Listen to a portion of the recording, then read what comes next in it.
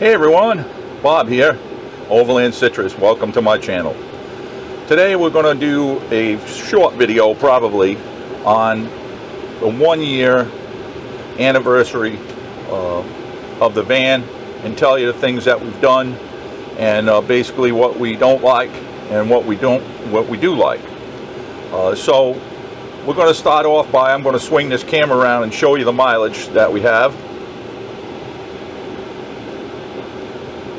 Hopefully you can see that mileage. It's 6107, 6,107 miles. We have done our first oil change. I know they recommend that it comes up at 10,000 mile service, but we did the #1 service and had the oil and everything checked, so we got that done. As far as up front here on the dash, we didn't do that many upgrades. We put a camera mount up here for the DJI camera that I use, and then we got our Garmin satellite receiver and sender there in case of emergencies.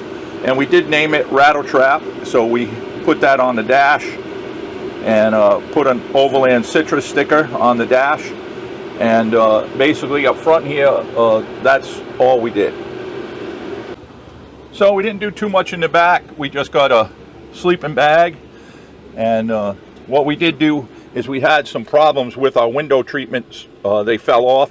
A lot of people did, so we put new brackets and then we siliconed around all the way around, and they are solid as a rock. So that's a kind of a little upgrade we did. We did buy insulated window shades for all of the front windows. And then here in the bathroom, and there's videos of all of this stuff if you've been watching my channel, we took the bathroom door off and put a shower curtain. Makes it a lot easier for someone my size. And then on a previous video, we took out the toilet paper holder and put a blank thing there because it was hit me in the knees. So we wanted to solve that, so that's what we did, and that works great. And then on the slide through on the bottom of the bed, we put a black canvas snaps top and bottom. And what that does is when you open the screen, the door in the back actually, it's screen on the top and we leave the bottom open so no bugs can come in. So you're off in a buggy area, you just drop that down. We did change the tabletop. The tabletop that came on the Lagoon table was too big. I found it too big, so we changed that out. That was one of the first things that we did. And then underneath here on the seat there's a platform where your heater, hot water heater, and furnace is, and that was not secure, so we secured that down. And then we put a metal plate behind the table mount which made it more sturdy. And we took out the stock TV and put a smart TV in, so that we could watch Netflix and all that. The TV that Thor puts in was just a basic TV, and this is a smart TV, but we got it for like $49, like on Cyber Monday or something. And we also put a insulated cover here on the roof fan vent, and we put a different backsplash here, something a little nicer. Picture me and Tam. And we put this spice rack in here, and it kind of holds my coffee and stuff that I use on a daily basis. And then on the faucet, this is on and off valve. We put that because it seems that when you use your water, you shut it off, it always wanted to drip on this cover a little bit. So we put this on and off filter valve. It was 10 or 12 bucks, and it works great. And we noticed that this counter sink cover rattles. So what I did, easy fix, I just put 2 pieces of paper towel folded when we're traveling, and that solved that rattle 100%. And then what we did up here on the screen is we added 2 snaps, because from the factory they had a fastener here and a fastener here, and this was supposed to be Velcro but never really worked out.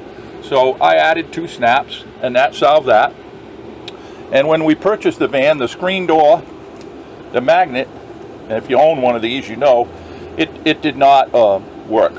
So we called Thor, and they sent us out a whole brand new screen, and we put it on, and that kind of ended the story on that.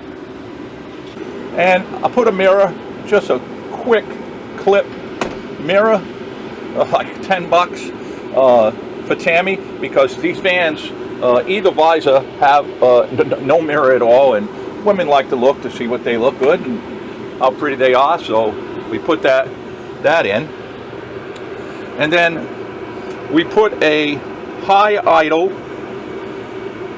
and pedal controller in. This is the puck. I can control it by my phone or this puck. And what the high idle does is you could set your RPM to whatever you want and the time that you want, and you can run your alternator so that it stays cool and charges your batteries while you're parked. And it just happened to come with a throttle controller. I installed it all myself, very easy, and I'm using Sport Mode 1. Big difference, I think so. So that helped. That's basically what we did on the inside that you can see. Obviously the pedal controller goes to the outside, but let's go look at the rest of the stuff we did. Okay, so out here, I do have a video of that too. We did the hood pistons to hold the hood up, and we also, I don't know if you can see that red thing, we put a dipstick in so that you could check your oil. That's really the only two things that we did under the hood. Now the good thing about the hood pistons is it holds the hood up a foot higher than stock. And the other thing we did is we changed the factory grill that had chrome to this black grill with these nice cutouts. I think it looks a lot better. We put some ox beam. They're about 6 or 7 inch driving lights, and we actually named the van Rattle Trap. We put that outside on the front plate, and we put 2 ox beam hood lamps. They're called ditch lights. I know you're supposed to face them to the side a little more, but I didn't like the way they look, and they match. They have red trim, and hopefully the sun's not shining, but we took the light bar down, me and Tammy, and we took it apart, sanded it, primed it, and painted the trim ring red to match all of the other lights on the front so that they are all red and match. And recently we changed our tires and wheels. We put 5, counting the spare, 5 race line wheels. We had 235 KO to BF Goodrich, and now we have 275s. And I do have a video, if you watch my channel, you'll see where I gained about 3 inches, so 1.5 inches in height overall, and about 2 inches wider on the tires. Made a big difference. We changed the suspension to Blistine, front and rear. We did do the non-rub fender install, and we got the tires, the wheels, and the fender cutouts, or mud flap cutouts, no rub, all from Agile Off-Road in California. And then we got these from our van. They're magnetic. You just slip your awning leg in there, close it, one front and rear. And what it does is, if you put your awning out, and everybody knows you got to put the legs down, sometimes you got to peg them in, you know, stake them down. They're in sand, they're in dirt, they're all grimy. Now you take your awning and just stick it in here. It doesn't matter, it's always level if the van's level, and you don't have to use any stakes or anything like that, which I think is a really big improvement. And then here's the rear tires. I'm going to try to get a shot of it. And what we did is we put the non-shear 2-bolt with a lock shock, so we will not shear off the rear shock brackets, which really does happen on these Sprinter vans. And then we had the 2 sides and the windshield leaded up with our logo and our scan code, which is, for us, really helped a lot. And then on the rear door, we put an aluminous rack for the box on the rear, an aluminous ladder, and tire carrier, and we put the spare, and then we put a Rotopax gas. Now why I put gas? It's a diesel. I put gas because I do have an auxiliary generator that I bring with me if I know I'm going to be boondocking for a long time, and that's what I put. I figured 2 gallons of diesel is not going to help me. And then we put the box with the shovel. I give you an overall look at the back of the van. And we put a tow hook to match. Change that logo on the rear door. You notice I like a little red trim. And then up there is the Coleman Mach 1 air conditioning unit. And what we did with that is we had a soft start switch installed so that it takes the blunt of the compressor starting when you're running on battery power. And by doing that, I'm getting an extra 2.5 hours of air conditioning run time. And I'm sorry if you can hear that lawnmower in the background. My neighbors are having their lawn cut. So the soft start switch was a big help. Now on 500, almost 500 amp hours, I can get about 7.5 hours of AC use, obviously depending on the temperature. Now here in Florida, it's very hot. I put up a short the other day. It was 125 degrees inside the Sprinter van. So we're walking around, and this aluminous ladder has some nice foldable steps to get you up onto the roof. And then the driver's side, we leaded the window up. I don't know if you guys can see this, but this is my gray tank. And what I did is I took that big 3-inch valve off and I reduced it down to 1.5 inches with a shut off and a quick disconnect on a hose. It gave me about 6 inches more height. I do not have to carry that big slinky hose. So now what I have is a garden hose that is 6 feet long if I really want to drain it. I mean, it's gray water. If you're out in the woods, you can basically just drop it on the ground. So that is really everything that we did to the van. We did put another auxiliary alternator in. And with the auxiliary alternator, we put a module. It's a alternator protection module to APM. They're about $100, and you just wire it in and ground it. And what that does is if your alternator is charging, it's heating up. And if your regulator's off, your alternator is still putting out power.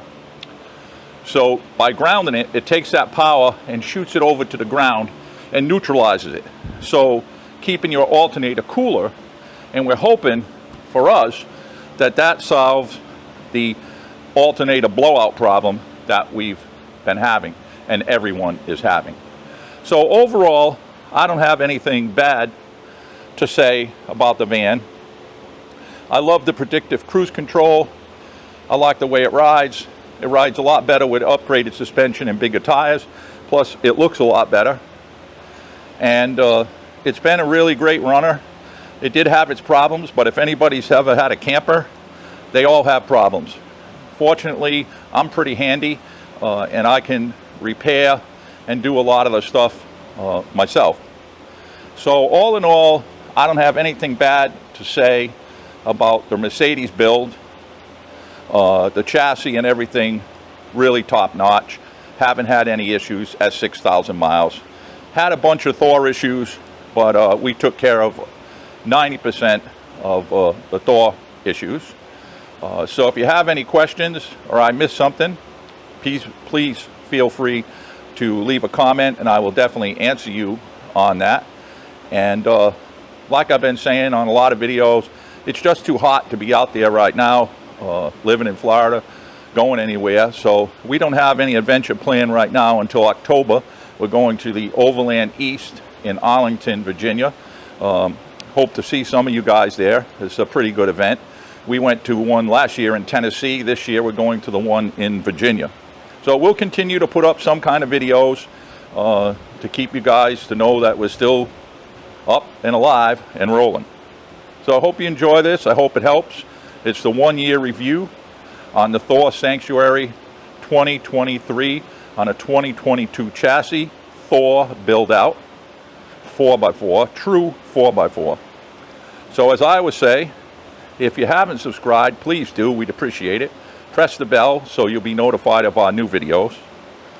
Drive safe, camp safe, and peace out, and we'll see you next time.